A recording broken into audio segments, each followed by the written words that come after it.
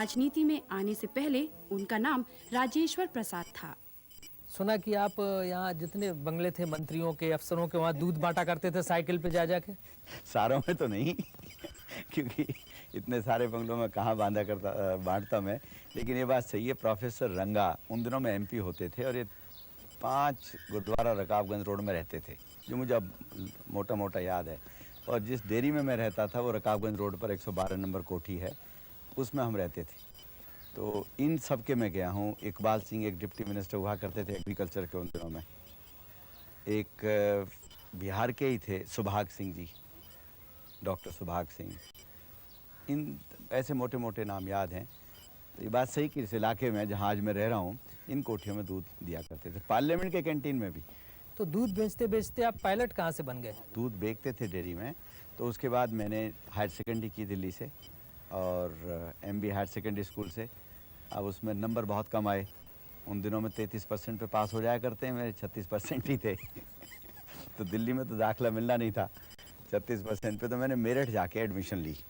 वक्त होता है ज़िंदगी का, कभी कोई काम करो सब सफलता नज़र आती है, कभी कितनी मेहनत करो तो भी नहीं मिलती है। वो मेरे ख्याल में 63 का साल एक बहुत ही शुभ साल था। जो भी काम उठाया, आर्मी में अप्लाई किया, आर्मी में सेलेक्ट हो गए, एयरफोर्स में किया, एयरफोर्स में सेलेक्ट हो गए। किसका हाथ पकड़ के आप राजनीति में आ गए? राजनीति में राजीव जी मैं हाथ तो नहीं कहूँगा, लेकिन ये ज़रूरी है कि जब मैं स्क्वाड्रन लीडर बन गया था एयरफोर्स में, तो रोज़ मुझे एक परेशानी रहती थी। अब जहाँ तक मेरा सवाल है, 2 बच्चे थे, एक लड़का एक लड़की, और घरवाली प्रैक्टिस कर रही थी, एडवोकेट थी। तो मुझे लगता था मेरा परिवार तो ठीक चल जाएगा, मुझे अपने परिवार में कोई दिक्कत नहीं आएगी। लेकिन जो मेरी हालात से गुजर रहे हैं उनका मैं कुछ करना चाहूँ तो नहीं कर पाऊँगा। रिटायर होकर पेंशन पर अपना जीवन निकाल लूँगा। यही सोचते सोचते मैं इंदिरा जी के यहाँ पहुँच गया। एक दिन 12 विलिंगटन क्रेसेंट में रहती थी। एक दिन शाम को खबर की गोवा से कहीं से, और ये कहा कि भाई उनको ढूंढो और उनको भरतपुर से चुनाव लड़ाओ। मुझे टेलीफोन आया, अंतले साहब को, जनरल सेक्रेटरी थे, कहा आप AICC में आ जाओ। हम स्कूटर पे अपनी घरवाली को लेके पहुंच गए।